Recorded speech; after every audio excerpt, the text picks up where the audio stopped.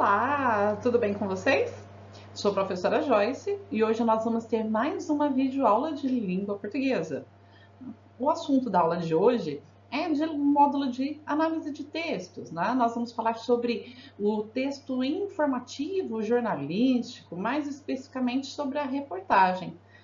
Textos que são tão importantes, que servem para nos deixar informados. Então vamos lá? Para começarmos, né, nós vamos ver um cartaz aqui de trabalho infantil, que é justamente o texto das duas reportagens que nós vamos analisar, tá? Então, toda criança e adolescente tem o direito de estudar e brincar. Nós temos o dever de trabalhar por isso. Trabalhar não é coisa de criança. Então, nós que temos que trabalhar para que as crianças não trabalhem. Ele faz um jogo com o trabalhar aí. Por quê? Porque o dever da criança é estudar e brincar. E aí, para chamarmos a atenção, temos uma criança que a imagem está desfocada e as mãos, olha, todas ressecadas, as unhas pretas. Né? Por quê? Porque ela trabalha numa carvoaria. E aí embaixo tem um ursinho que representa justamente, né, um bichinho de pelúcia e um brinquedo, que era o que a criança deveria estar fazendo, brincar e não trabalhar. 12 de junho é o dia, então, mundial do combate ao trabalho infantil. E por que será que precisa ter um dia mundial, uma campanha de trabalho infantil mundial? Ué, porque existe trabalho infantil no mundo todo. Infelizmente, nos países mais pobres nós encontramos uma maior quantidade de pessoas, de crianças, que trabalham, né? Que acabam, às vezes, tendo que trabalhar para ajudar os pais, para terem o que comer. E isso é muito triste, tá? E vocês acham que as crianças precisam trabalhar para se tornar mais responsáveis? Essa era uma ideia muito comum antigamente, né? As pessoas, há alguns anos, algumas décadas, falavam: ah, a criança que não trabalha, depois não é ser um aluno com um adulto com responsabilidade. Vocês concordam com isso? Hoje essa ideia ela já, né, viu que ela não é correta. A criança precisa ter responsabilidade, sim, mas não o trabalho. Ela precisa ter, né, algumas obrigações dentro de casa, a obrigação de ir para a escola, de se desempenhar bem nos estudos, mas não trabalhar. Então, a gente viu que o trabalho infantil é um crime e aí ele tem que ser combatido.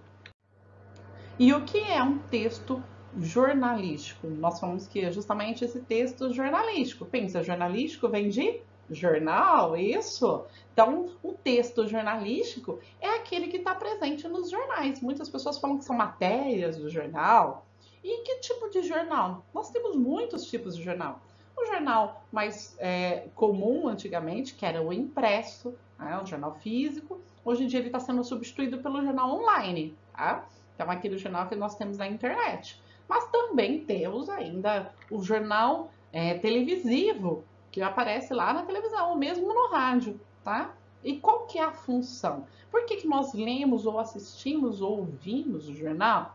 Justamente para ficarmos informados. É para informar a população sobre o que está acontecendo ao nosso redor.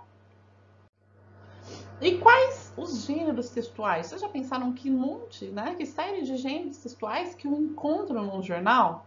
Então eu tenho aí o editorial, é aquele texto que vem logo nas primeiras páginas, que vai mostrar qual é a opinião que os jornalistas, que o editor-chefe tem sobre um determinado assunto.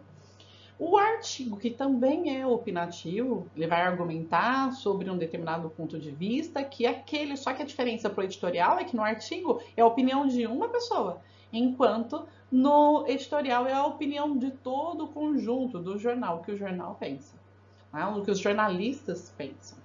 A reportagem e a notícia, elas são um pouco parecidas. Nós vamos ver um pouquinho melhor no próximo slide. Mas as duas buscam justamente trazer aí a informação e deixar as pessoas atualizadas sobre um determinado assunto. A entrevista, justamente quando eu pergunto alguma coisa para alguém, ela responde. Pode estar separado ou pode estar dentro de uma reportagem.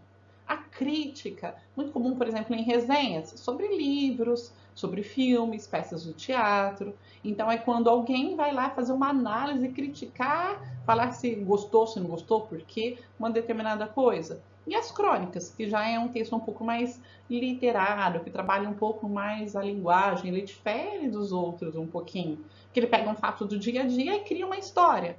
Seja essa história para ser de humor, né? Seja para criticar alguma coisa ou para os dois. Mas nós temos ainda muitos outros gêneros. Nós podemos encontrar horóscopo, tirinha, charge, sinopse de filmes, de livros e assim por diante. E qual a diferença, então, de notícia e reportagem? Vamos pensar aí. Um jornal, né, geralmente ele é chamado de noticiário, ou seja, ele é recheado de notícias. Ele vai trazer uma quantidade muito maior de notícias, tá? Por quê? Qual a diferença? Vamos diferenciar os dois? Vamos lá, olha. A notícia, ela é mais curta, tá? Vamos imaginar que aconteceu alguma coisa hoje na nossa cidade. E que os jornais eles vão publicar amanhã o que aconteceu hoje. Então ele tem que ser sobre um fato recente e não tem tempo de pesquisar. Se ele deixar para publicar na semana que vem o que aconteceu hoje, já é notícia velha, ninguém vai ler. Então, por isso que eles não têm esse tempo de elaboração, tem que ser sempre rápido, imediato, logo em seguida. Deixa eu só falar para vocês assim, nossa, vou dar uma notícia para vocês. O Brasil perdeu a Copa do Mundo de 2018. Alguém vai falar, nossa, professora, conta a novidade. Todo mundo já sabe. Ninguém vai ler uma notícia dessa. Então a notícia ela tem que ser quente, ela tem que ser, né, tá enquanto os fatos acabaram de ocorrer. Nos jornais online, saem notícias o dia todo, justamente como se fosse uma competição para quem conta aquilo mais rápido, tá? Agora, a reportagem não. A reportagem geralmente ela acontece aí, é muito comum, por exemplo, às vezes eu tenho em jornais, mas eu tenho também em revistas. Ela precisa de uma maior elaboração, então às vezes ela sai uma vez por semana, né? Ela não é diária, não tem que se produzir uma reportagem por dia. E ela é mais detalhada, às vezes pega um assunto, como o trabalho infantil que nós vamos falar agora, às vezes pega algo que aconteceu naquela semana e aprofunda naquele assunto. Ela vai ter uma pesquisa maior, vai ter gráficos, tabelas, entrevistas, análises, comentários e assim por diante, tá? É essa a diferença. Aqui, o primeiro texto, nós vamos ler alguns trechinhos das duas reportagens que tem no material de vocês. Vai falar o seguinte, olha, ao título. Meta global para erradicar as piores formas de trabalho infantil não se cumprirá em 2016. Esse título ele tem que chamar a atenção do leitor. Por quê? Porque o título que já é a primeira coisa que vai fazer com que o leitor queira saber do que se trata aquele texto. Então, ó, meta global. Havia uma meta para todo mundo, né, para o globo, para erradicar as piores formas de trabalho infantil. Então, existe uma lista com as piores formas de trabalho infantil. E não se cumprirá em 2016. Ou seja, a meta era que se cumprisse, que acabasse, erradicar e terminar, né, extinguir as piores formas de trabalho infantil até 2016, mas isso não vai acontecer. Então, é sobre isso que vai falar essa reportagem. 3,3 milhões de crianças. Este é o número de meninos e meninas em situação de trabalho no Brasil. Então, olha que número chocante. Mais de 3 milhões de crianças estão trabalhando. Em matadouros no Rio Grande do Norte, eles separam pele e músculo do boi abatido e andam descalços no sangue ainda morno do animal. Nossa, que, né? Dá até uma certa repulsa quando a gente vê isso. As crianças trabalhando descalças no matadouro, no sangue morto do animal, separando a pele do músculo do boi. Né? Incomoda, é justamente para chocar. Olha, na Bahia, pequenos e pequenas que nunca foram à escola ajudam a sustentar suas famílias se movimentando ao lado de abutres, né? De urubus, né? E separando detritos nos aterros sanitários. Então elas vão pegar comida, pegar restos de coisas no lixão para ajudar a sustentar a família. Para que possam fazer seus churrascos, ou seja, ter uma vida mais confortável, aqui os paulistanos, eles estão dizendo, eles muitas vezes compram um carvão vegetal manejado por dedos miúdos, unhas negras e pulmões manchados, como aqueles do cartaz que nós acabamos de ver. Então, que as crianças trabalham lá com as mãos sujas, né, as unhas negras e o pulmão cheio de fumaça, cheio de detrito de carvão. É muito chocante. Esse primeiro parágrafo sempre nós chamamos de lead. Ele tem a função de prender o leitor, né, de captar o leitor. E esse tipo de lead aqui é justamente para chocar, para motivar você a ler, para te dar despertar em você, te instigar a ler o restante. Mais um trechinho então dessa reportagem. Os trabalhos citados entram nas piores formas elencadas pela TIP, né? TIP aí é uma sigla, né, que significa que ele lista lista que classifica mais de 90 piores formas de trabalho infantil e descreve seus riscos e consequências para as crianças e adolescentes. Então foi elaborada uma lista que tem as 90 piores formas e são essas que deveriam ser erradicadas até 2016, tá? Em 2006, em um plano de ação entre a Organização Internacional do Trabalho, que é a OIT, e os países signatários que assinaram, foi firmado o compromisso de erradicar as piores formas de trabalho infantil até 2016. Nós já falamos sobre isso. Há pouco tempo do cumprimento da meta de 2016, anunciou-se que pela primeira vez em 10 anos, um aumento no número de crianças trabalhando, né? Houve então esse aumento, crescimento aí de 9,48% em relação ao ano de 2014.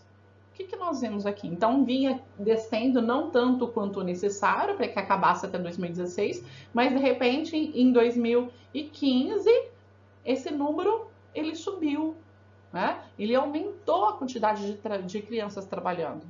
Um dado curioso sobre o aumento que proveio aí da Organização Internacional do Trabalho é a concentração de famílias que ultrapassam R$ 415, tá? Ou seja, não são as famílias mais pobres, mesmo porque as famílias mais carentes, elas ganham Bolsa Família. Então, são obrigadas a deixar a criança na escola para ter esse auxílio do governo. Mas são justamente outras famílias que querem, não é então para ter o que comer, vamos dizer assim, mas sim para que consigam comprar outros artigos. Aí é sobre isso justamente que vai falar a segunda reportagem. Olha aí, o texto 2, consumismo, o aliciador de trabalho infantil nas cidades. O que é aliciador? Aliciador seria aquele que leva tipo, para o mau caminho, né? Aquele que vai desviar. Então, o consumismo ele não é exatamente um aliciador, não é uma pessoa, mas é ele que faz com que haja mais trabalho infantil nas cidades. E o que é o consumismo? É a necessidade de comprar e muitas vezes sem precisar. Olha só, aqui a gente tem um lead, então, novamente, lembra o primeiro parágrafo. A necessidade de um prato de comida já não é o único motivo a forçar as crianças e adolescentes ao trabalho precoce e degradante. Então, não é para ter um prato de comida, não é para cumprir a necessidade básica.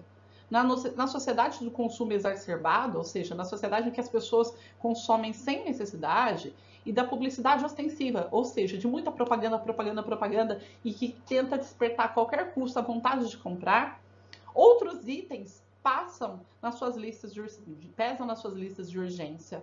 Celulares, tênis de marca e videogames são alguns deles. Então, muitas pessoas vão trabalhar para ter um celular novo, para ter aí comprar um videogame, para ter um tênis caro. Então, não é aquilo que é essencial, né? A pressão social para a aquisição desses produtos é tão grande que estes deixam de ser somente o bem conquistado e tornam-se os próprios aliciadores. Então, o celular, o tênis, o jogo, o videogame, ele deixa de ser só aquilo que eu vou comprar para ser aquilo que me motiva, que me leva para trabalhar, tá? Aquele primeiro parágrafo, então, que nós vimos nesse slide anterior, também é o lead, e nota que ele é diferente do outro. Ele não é feito para chocar, ele vai resumir uma notícia. Ele vai falar justamente um resumo, um apanhado geral daquilo que vai ser tratado, tá? No âmbito urbano, onde a pressão do consumo é mais generalizada, então, nas cidades, os adolescentes são as presas fáceis, né? Mais fáceis aí para os empregadores. Então, quem vai trabalhar mais? O adolescente. É ele que fica tão exposto às propagandas e que sente essa necessidade, larga a escola para ir trabalhar.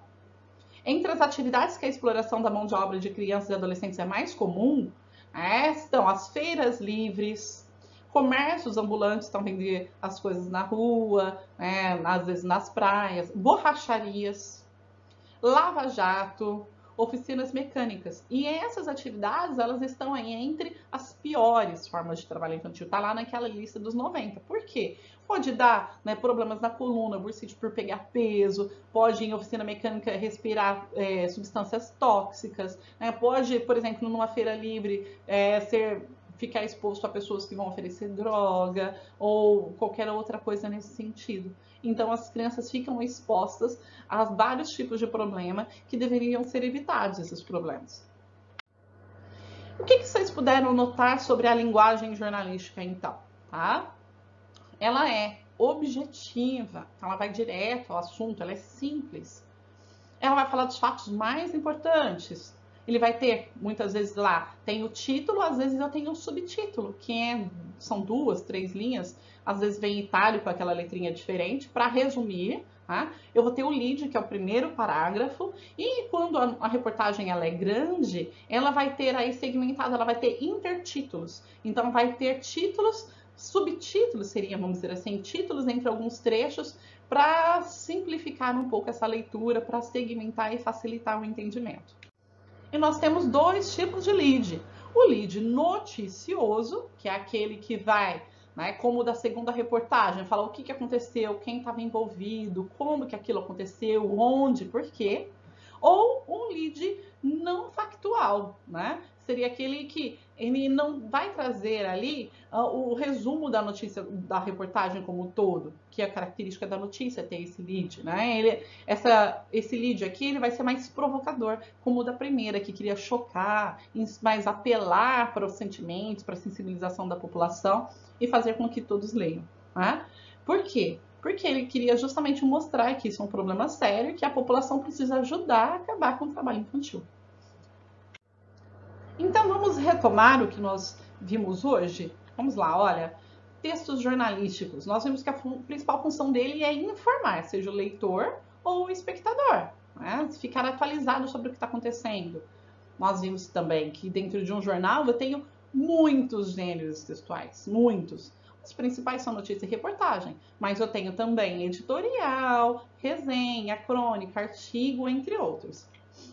A reportagem, né, ela é mais extensa, lembra? Nós diferenciamos da notícia, ela é mais aprofundada, ela contém tabelas, entrevistas, gráficos, análise, comparação de pontos de vista diferentes. Nós analisamos o trecho de 2 reportagens aí que falavam sobre o trabalho infantil e também sobre a linguagem dos textos jornalísticos, principalmente da reportagem, que ela é objetiva, clara e concisa, né? E a reportagem, a notícia, elas trazem essa característica também de ter o olho, que seria aquele subtítulo, ter o lead, que é o primeiro parágrafo, e a reportagem, por exemplo, como ela é muito longa, ela vai ter intertítulos, ela vai ser segmentada e separada em trechos. Gostaram da aula de hoje? Compreenderam? Vocês têm o texto aí integral no material, é importante que vocês leiam para compreender bem e que vocês saibam como que é importante nós ficarmos atualizados e lermos, sim, notícias, lermos reportagens, assistirmos a noticiários, porque somente assim nós vamos saber o que está acontecendo por aí. Nós nos vemos numa próxima aula e até mais então. Tchau, tchau!